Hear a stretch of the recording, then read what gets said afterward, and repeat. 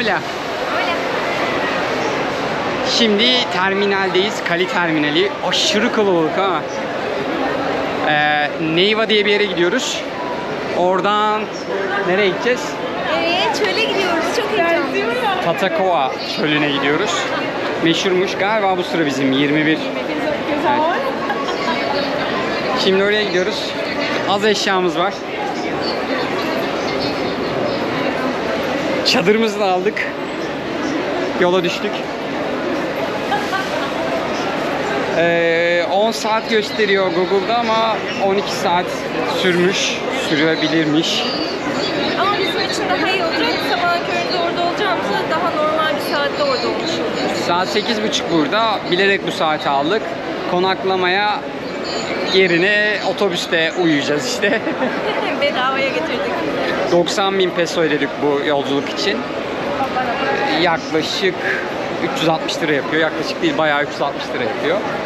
İki kişi toplamda 720 lira işte komisyon falan, biraz daha fazla sürüyor. Normalde bu dil konusunda işte dil gidildiği yerde öğrenir falan muhabbeti yapıyorduk da ya zorlanıyoruz.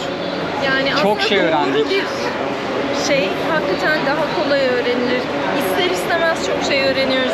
Marketten bir şey alırken, işte otobüse binerken öğreniyoruz yani ama daha iyi olabiliriz. Azıcık oturup çalışsak. Birazcık zemin gerekiyormuş. Zemin şart.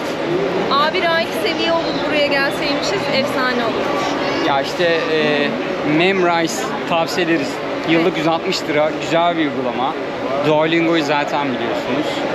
Hepsi fayda sağlıyor mu? Sağlıyor ama biz tembeliz. Isra bir de İngilizce öğretmeni. Öğrencilerime selam olsun buradan izleyen varsa. Sizi şu an çok iyi anlıyorum. Isra İngilizce öğretmeni. Öğrencilerime şunu yapın, bunu yapın dediğim hiçbir şeyi henüz kendim uygulamadım. Shame on me. Utan. Tomorrow for sure. Mal olduk. Bahmari.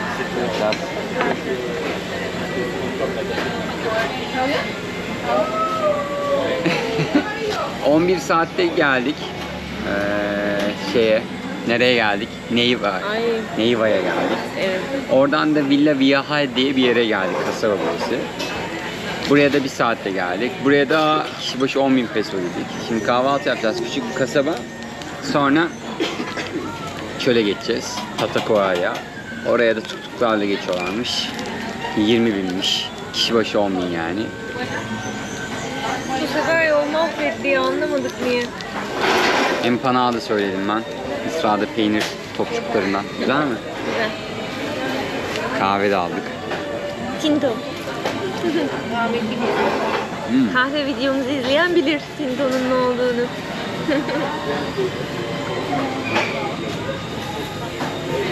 Öyle gerçekten mal gibiyiz. Yol bizi vurdu. Soğuktu yine, çok soğuktu. Hazırlıklıydık ama. Yani evet. Sonra yağmur yağdı. Böyle çöle geliyoruz ama yağmur yağıyor falan, enteresan. Burada da şu var, baksanıza şunun gibi. Korktu. Senin adın ne? Dur tamam ya, korkma gel. Sevcan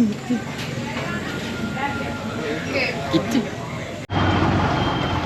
Şimdi tuk-tuk'a bindik. Kişi başı 10.000 ödedik. Yani 20.000 pesoya 6 kilometreymiş. Oraya yürüyemeyiz. Biraz da sıcak.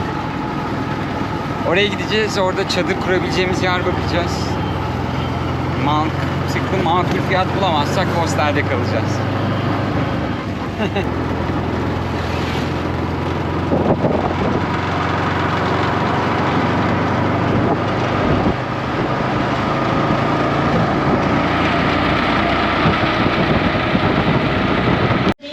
Karpuz canavarı var burada. Karpuz yiyerek geziyor etrafta. Çadır kuracak yer bulduk. Kişi başı 10.000 ödeyeceğiz. Bizim kendi çadırımız olduğu için. Şurada kuracağız akşam çadırı. Şu arkadaki ağacın altını. Bunlar da günlüğü 70.000 pesoymuş. Çadırımız var, bir gün kalacağız diye böyle bir seçeneği değerlendirdik. Şimdi buraya yürüyeceğiz. Şimdi burayla ilgili öğrendiğimiz bilgilerden bazıları. Burası binlerce yıl önce, bayağı uzun zaman önce aslında şeymiş, ağaçların, çiçeklerin olduğu bahçeymiş. Tropik Kocaman tropik bahçeymiş. Ama zaman içinde çölleşmiş. Aslında gerçek bir çöl değil o yüzden. Hatta biz buraya gelirken yolda her yer ağaçlık, orman, yeşillik, yağmur yağıyor falan. Hani o kadar ormanlık alanın ortasında tek başına su yapay demeyelim ama hani ormandan çölleşmiş de bu hale gelmiş. Bunların üstüne basmak falan kesinlikle yasak. Çünkü bizim Kapadokya'daki gibi böyle kalın bir dokusu yok. Basınca hemen Çöküyor. mahvoluyorlar, çöküyorlar. Başka ne? Buranın adı bu ağaçlar, ormanlar falan yok olduğu için, yok olup da bu oluştuğu için Valley of Sorrow diye geçiyor. Yani Acılar Vadisi. Bu da İspanyol amca kaşif öyle isimlendirmiş. Başka ne vardı? Tatacoa ismi nereden geliyor? Tatacoa ismi de evet o da ayrı bir bomba. İspanyolca'da çıngıraklı yılan demekmiş. Çünkü buralarda çok oluyormuş. Umarım Doğal görürüz. olarak. Bir tane görürüz ya umarım. Uzaktan tabii Yani canım. çadırımızın yanında olmasın da şurada burada olabilir. Başka. Burada 2 tane şey var. Bir gri bölüm var, bir kırmızı bölüm var. Bu kırmızı görünümlü, yani kıpkırmızı değil açıkçası, işte toprak rengi daha çok da. Toprak rengini içindeki demirden alıyormuş. Gri tarafında adı Hayalet Vadisi diye geçiyormuş. Tamamen renginden dolayı, başka bir sebebi yok diyorlar. Hatta birkaç forumda Kapadokya'daki gibi diye yazmışlar. Yani hatta Kapadokya daha güzel diye yazan yabancı forumlar var hakikaten ki Kapadokya bence de. eşsiz. Güzel ama burası da değişik yani. As bayrakları. Burası da çok güzel bence. Şöyle tepelerinde, kumul tepelerin üstünde ağaç ve kaktüsler var. Burada da var. Bu arada burası buranın en büyük ikinci çölüymüş. 300 kilometreden fazla bir alan kaplıyormuş. Yolda bayağı araştırdım. Israr bütün gece uyku tutmayınca internetten metinleri kopyaladı, yaptı. Düşünün ne kadar emek sarf etti. Gerçekten uyuyamadım çünkü bangır bangır dizi izlediler otobüsün kendi ekranında. Yandaki amca futbol izledi. Bayağı bütün gollere hakimim. Ben de açtım bunları araştırdım. Ne yapayım? Ya bir de otobüste Wi-Fi var diyorlar. Çalışmıyor arkadaşlar. Maalesef çalışmıyor. Sence Kapadokya mı bura mı? Bence de Kapadokya kesinlikle daha etkileyici. Yani hem kocaman hem içinde yaşam var. Yani orası çok daha başka. Biz 2 kere gittik değil mi? Evet. Yeraltı şehrine ben giremem. Maçam yemez ona. Sen girer misin? Girmedin gerçi ama girer misin? Yok girerim ama uzun kalabileceğimi ben de sanmıyorum. Ama orada bir yerden Görmek giriyorsun, isterim. başka yerden çıkmak zorundasın. Yani o yolu yürümek zorundasın. Ya yürürüm ya. Sıkıntı olmaz. Biraz önce çadırı kuracağımız yerdeki işletme işte Hostel Del Cusco. Kadın dağlara doğru yürümeyin asla dedi, lütfen dedi. Hatta 3 kere falan por favor falan dedi, lütfen yürümeyin dedi. Yılanlar oradaymış. Şimdi çıksa karşısına ne yapacağız ki? Bir şey yapmayacağız. Kaçacağız, koşacağız. Sonuçta onun alanındayız. Koşarak Ama- uzaklaşacağız.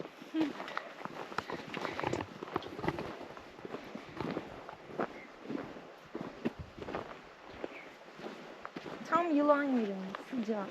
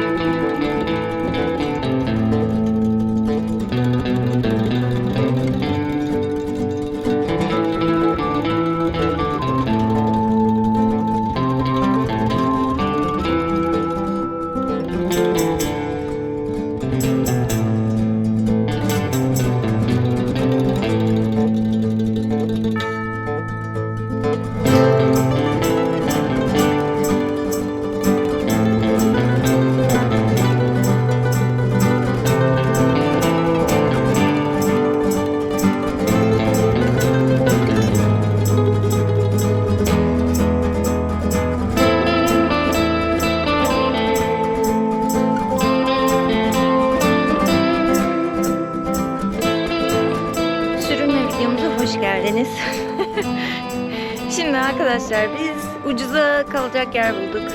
Aslında şöyle oldu. Çadırımızı getirmiştik.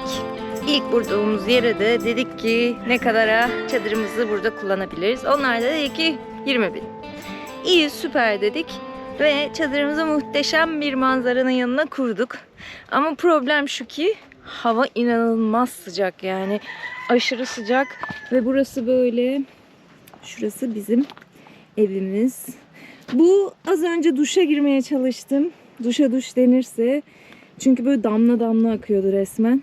Şampuanlı geri çıktım. Şimdi burası bizim gördüğünüz üzere çadır kurduğumuz yer. Çok güzel, inanılmaz güzel. Ama biz o kadar yorgun geldik ki otobüsten, yani hiç uyuyamadık. O yüzden böyle sersem olduk. Hala kendimize geldik diyemem. Biz uyurken de insanlar burayı çekmeye geldi, bayağı bir seslerini duyduk ister istemez. Çok güzel, çok tatlış ama çok bize eziyet oldu ya. Yani bu kadarını beklemiyordum. Gerçekten beklemiyordum. Gece otobüste donduk. Ondan sonra burada yandık, haşlandık. Şu çadırın üstünü bile, şu gri şeyi bile çıkardık ki hava yapsın diye ama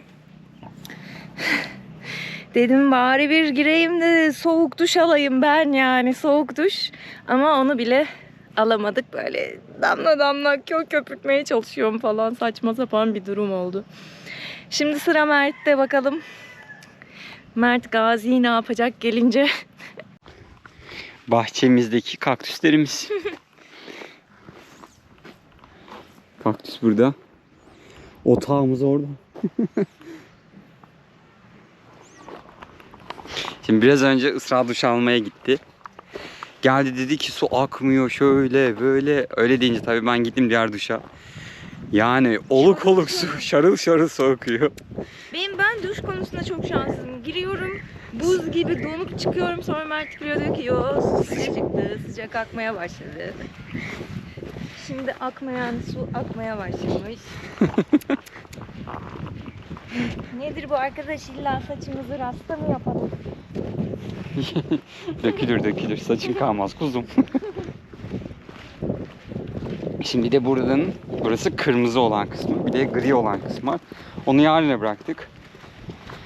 Yürüyerek zordu bugün. 9 kilometre mi gösteriyor? Buradan. Bayağı 1 saat 50 dakika falan, 2 saat yakın. Güneşte yürürsek o kadar. Zaten bittik, mahvolduk.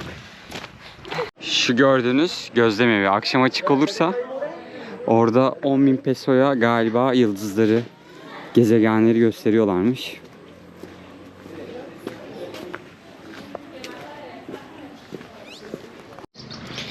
Küçücük terk edilmiş bir ev. Bize versinler burayı.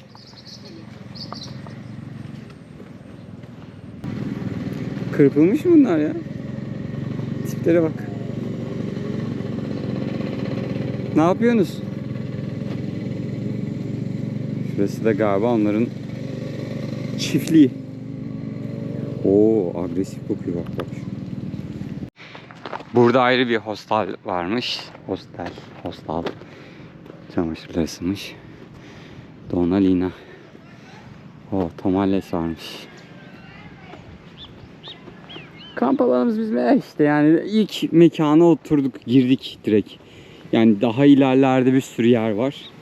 Hatta bu gri taraf solda kalıyor. O tarafta da yerler var. Oralara gitmedik. Kırmızı taraftan giriş yaptığımız için hosteli tercih ettik. Yani 10.000 pesoya çok uygun. O yüzden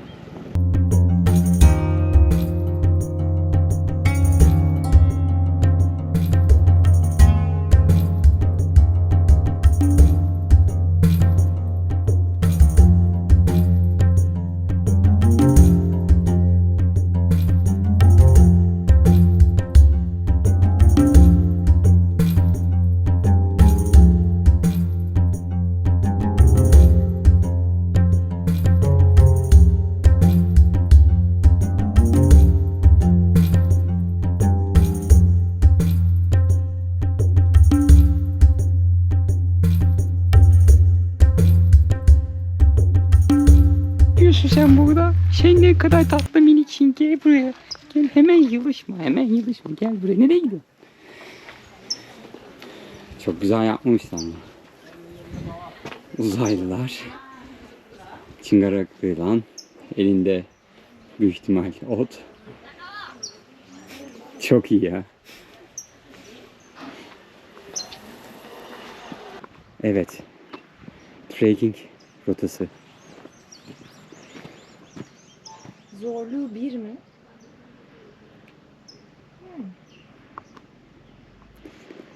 Valla yapan var helal olsun. Bu sıcaksa. Bence de sıcak için bile 1 puan ekstra verilir.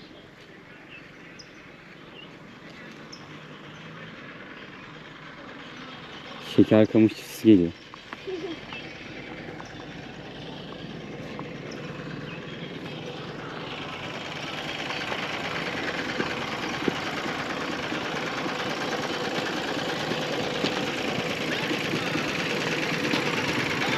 Aha, dondurma mı?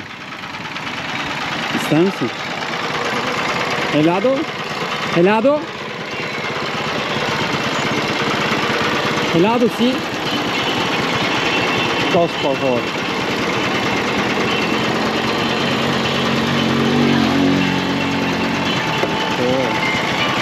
Oo, McDonald's dondurması gibi.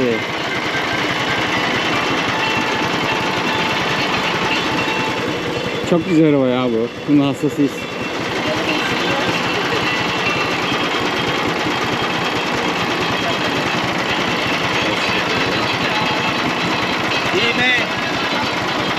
¿Cuánto vale? 5. Okay. Gracias. Hatırlıyorum. Vahada su bulduk. Yok, çölde vaha bulduk. Çölde su bulduk. Oha. Şöyle gösterelim. Gerçekten McDonald's dondurması.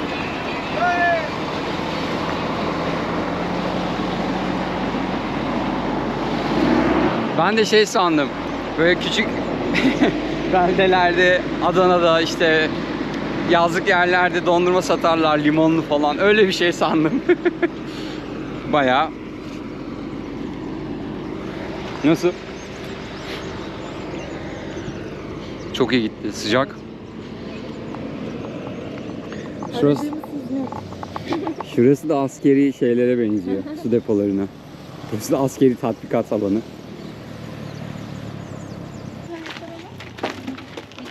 Ha. Hola.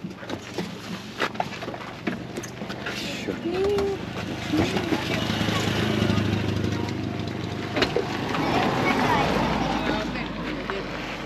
Frozen mango, possible? Tenemos granizado de mango, que es el que estaba allí, o micheladas, que es con soda, cerveza o gaseosa. No frozen. No. Granizado. Uno por favor. Uno. Natural o desean limón, sal, pimienta, tajín. Natural. Por favor. Natural. Söyledikleri de tonik, bira, o limon mangoyu karıştırıyorlar. Etrafına da tuz döküyorlar. Onu çok seviyorlar. Adını unuttum. Şurada yazıyordu.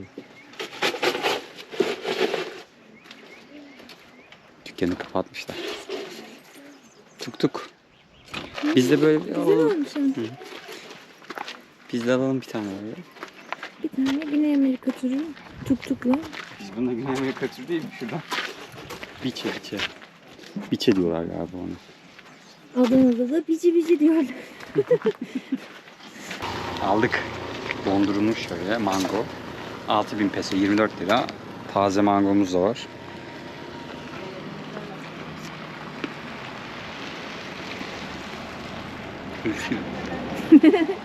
Ekşi. Çok mu ekşi? Bu yeşil mangodan yapıyorlar. Bunu sokakta da, bakın şurada da var. Onların üzerine limon sıkıyorlar, tuz döküyorlar. Hatta pul biberi, karabiber falan atıp öyle de yapıyorlar. Benim mi?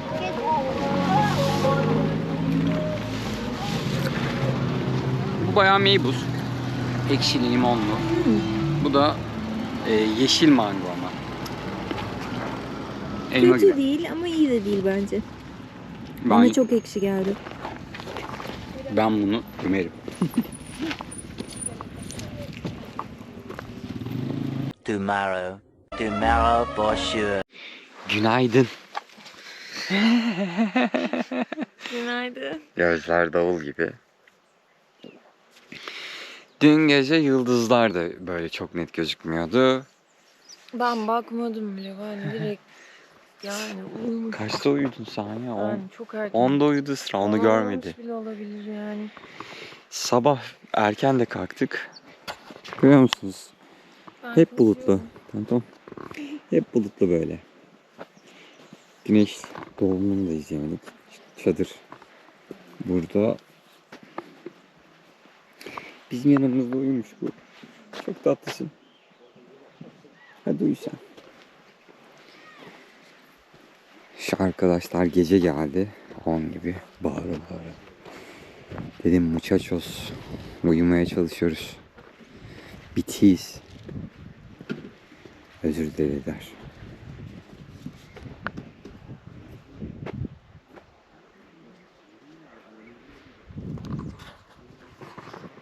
Hava serin. Sabaha karşı bayağı serin oldu. Ben seviyorum o serinliği de Sıra üşüdü birazcık. Şimdi çadırı toplayıp gri tarafa gideceğiz ama önce bir kahvaltı falan. Çünkü dün akşam biz yemek yemedik. Yani çok alternatif yoktu burada. Vallahi cips kola yaptık. Cips yedik falan filan. Şimdi yan tarafta uyuyanlar var şurada. Yine çadır kurdular, arabayla geldiler. Onlar da gökyüzünü izlemek için yatağı da getirmişler. Ama dün gece çok güzel değildi. Bir de gözlem evi göstermiştik ya size. O gözlem evi kapalı. Çok üzüldük ona. Şurası faal değilmiş. Şimdi buraları toplayıp yola düşeceğiz. Otostop çekiyoruz.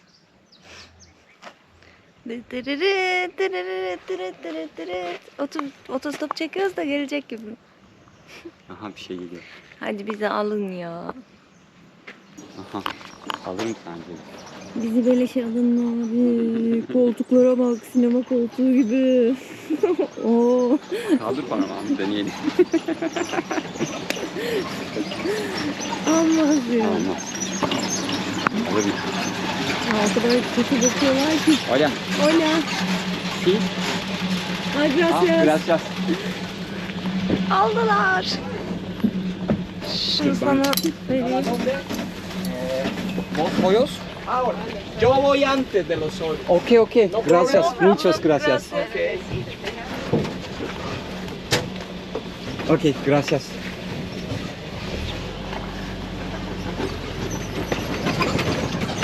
Baksanıza ipe. Çok güzel olmuş. Diyorlar dedim ama güneşlenmiş arkadaşlar. Köpüş de var orada. Yürü bak. Hola. Jip çok tatlı ya. 6-9 kişilik. Ne kadar sallandığımızı görüyorsunuz. Dün önümüzden 2 kere geçti bu jip. Ne güzel ya dedik, bindik. Koltuklarından tanıyorum. Ya lan çok cool.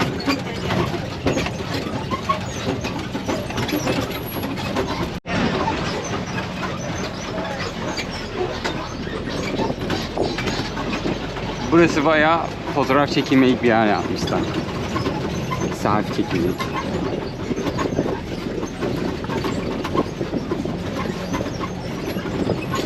Bir şey. El salladılar, çekemedim ya. Buradan 2 kilometre daha yürüyecekmişiz. Bence Miko. Bence de efsane oldu. Güneş tepemize doğru çıkıyor. Buraya böyle western müzik koyacaksın.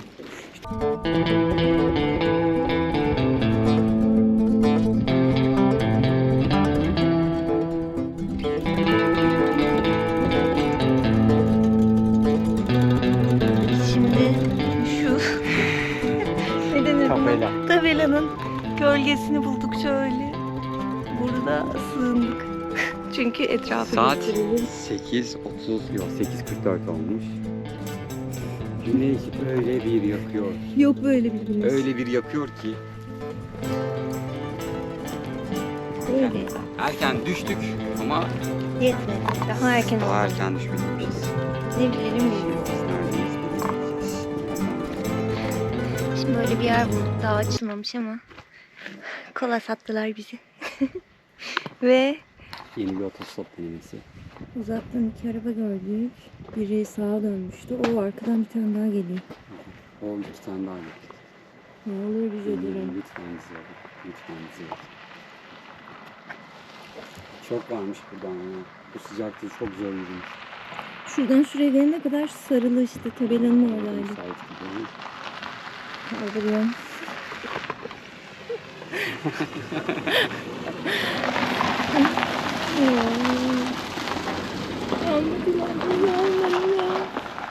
Alır gibi de yaptılar. Sanki fake mi attı?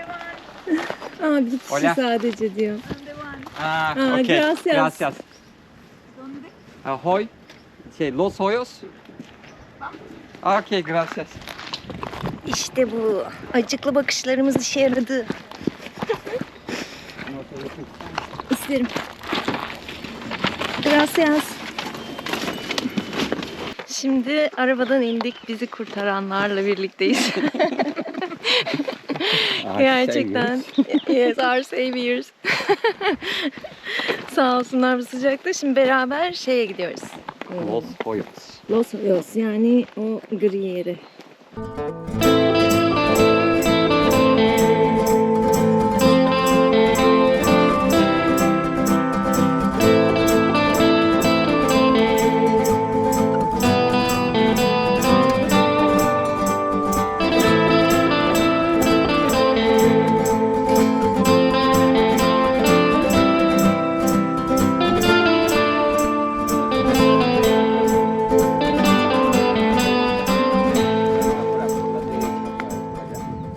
Böyle usulsuz bucaksız bir çöl.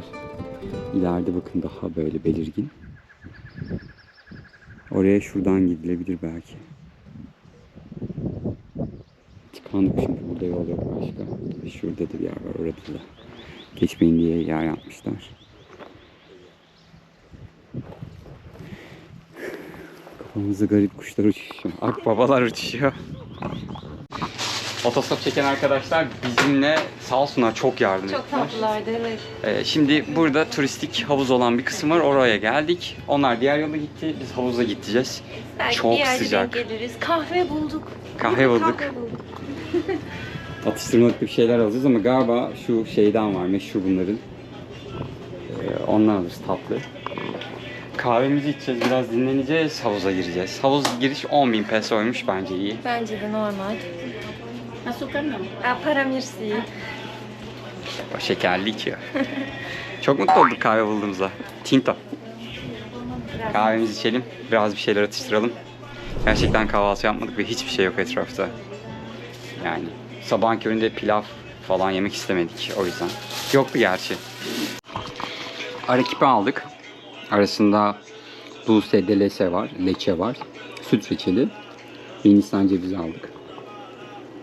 Isra yine kaza yaşadı, üstüne döktü.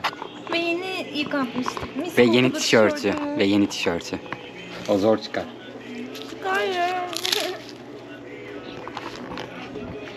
Diş Koselva bildiğimiz. Güzel ama. Güzel. Sabahtan beri bir şey yemediğimiz için Evet. Hı? Şu an al hepsini al.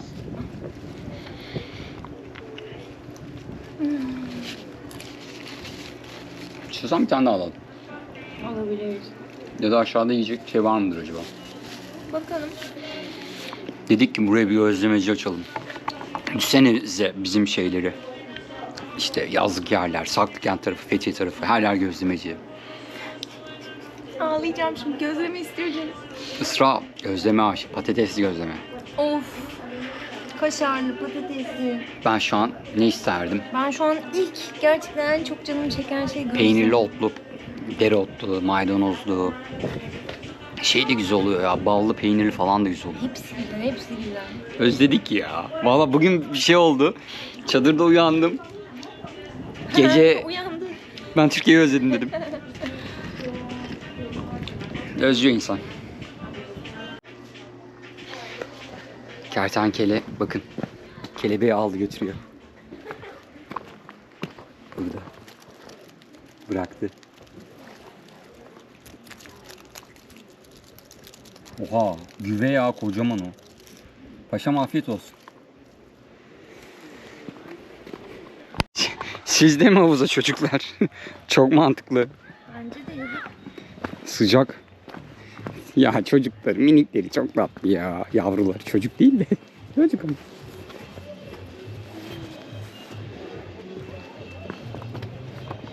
Evet, havuzlar burada işte.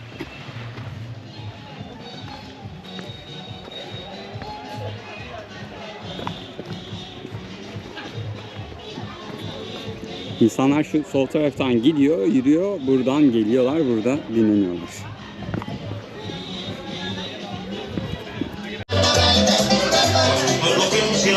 Havuz böyle.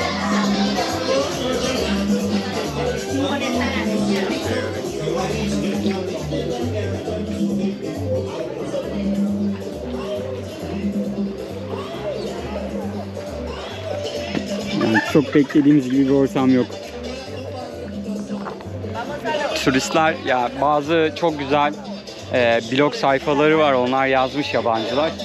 Yani çölün ortasında çok fazla tükettiği için yerli halk özellikle istememiş aslında bunu. Haklılar da düşününce yani adamların evine giden su belli az. Bunlar burada keyif yapıyor. Birkaçı daha demiş yani girmeye değer bir yer değil, görmeye değer bir yer değil. Geldik ama şu an ne yapacağız bilmiyoruz. Çünkü akşam otobüsümüz 8.30'da Neyva'dan, buradan ilk kasabaya, oradan oraya gideceğiz. Çok vaktimiz var. Dinleniyoruz burada. Bak, başka şu an burada yapacağımız hiçbir şey yok. Giriş 10.000 peso ve yerliler bile girmiyor. Havuz boş ya.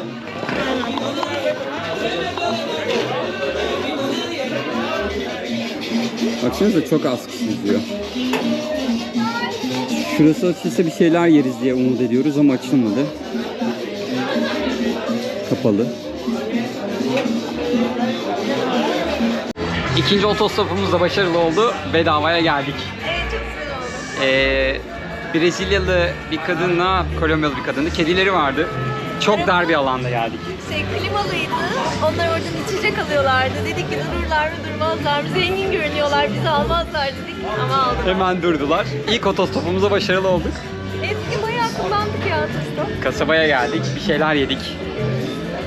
Şimdi kasaba, gösterdik size bu kasabayı. O kasabadayız yine. Villa Viaje. Ben söylerken zorlanıyorum. Şöyle biramı aldım. Israr kolasını aldı.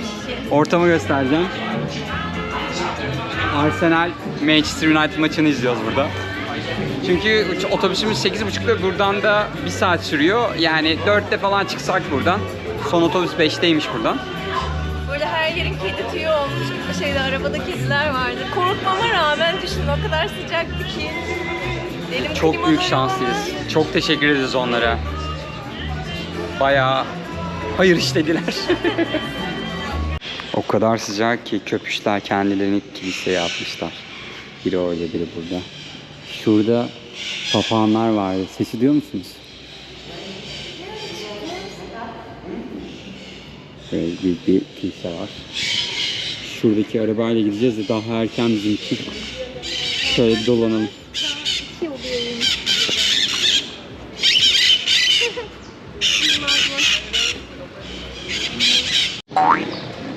Meydan etrafında şöyle bir yürüyelim. Dün burada çok yürüyemedik. Sıcağı size tarif etmemin yolu yok ya.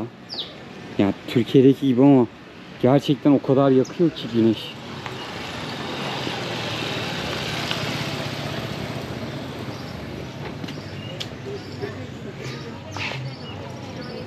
İnanmayacaksın ama 2 gündür düzgün bir şey yemedik ya. Hep cips, kola, muz, Meyve suyu. meyve suyu. Ya. İçiyoruz sürekli. Meyve suyu içiyoruz. Kolombiyalı olduk ya. Çok kötü ısırıyorlar var ya. Parça oldu bacaklarım ya. Kaşıyınca da böyle iltihap kapıyor. İyice şişiyor. Ama kaşımamak imkansız. Buenos Aires. Ha burası da işte. Ha fosiller varmış burada. Giriş 6400'müş. Yani. Bakalım şöyle kapıdan. Çok bir şey yok gibi. San Agustin, oraya da gitmek isterdik de birazcık uzak kalıyor. Bakın biz ta buradayız. Neiva'dayız. San Agustin burada. Ne haber? Çok tatlı sweet'im var ama çok sıcak. denizci gibi. Aa, burada da kahve var. Kahveci var. Şunlardan içiyoruz sürekli. Buzlu, marakuyalı, çolupalı. Ya çok ekşi oluyor onu. ¿De dónde vienen ustedes? Türkiye. ¿De dónde? ¿Dónde? Türkiye.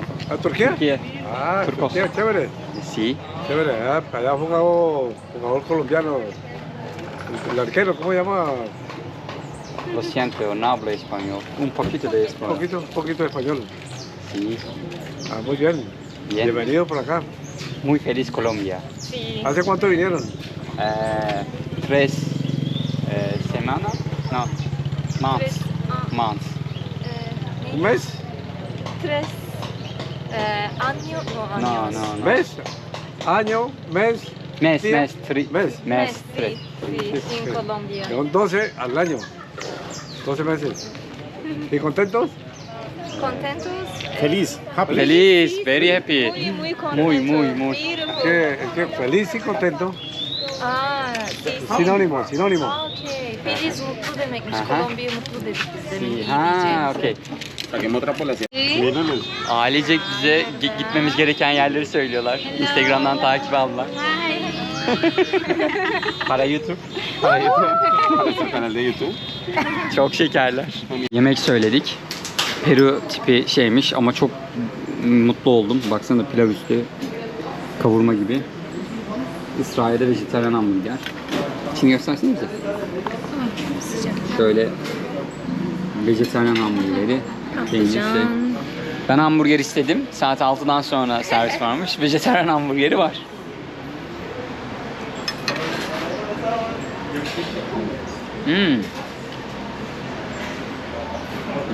Kişniş var yine. Bize afiyet olsun. Zaman geçmek bilmiyordu. Dedik kahve içelim. Şu çok iyi gözüküyor ya. Ben yine dayanamadım azıcık. Yemiş içmiş olabilirim. Şimdi Ice Americano'yu bulamıyorsunuz. Ice Coffee dediğinizde size böyle kremalı şeyler getiriyor. Adama dedim ki işte Frio Americano istiyorum falan, anlaşamadık. Sonra Ice ya buz Hielo demekmiş. Hielo Americano dedim, en son artık anlaştık, yaptı. Ve ucuz. İkisine 10.000 peso dedik. O da 40 lira yapıyor ama şöyle ucuz. En bilindik şehirlerde, atıyorum Medellin'de falan bile en az 12-13 tutuyordu ikisi. Evet. Hatta Starbucks'a galiba bir tanesi, şunun bir tanesi 12-13 bin. Biz ikisini 10.000'e aldık. Kahve. Buharlaşacağız yani, az kaldı. Kahve memleketinde kahve bulamadık desek inanır mısınız? Şimdi otobüse bindik diyeceğiz ama şipe bindik. Yine cidden iniyorlar.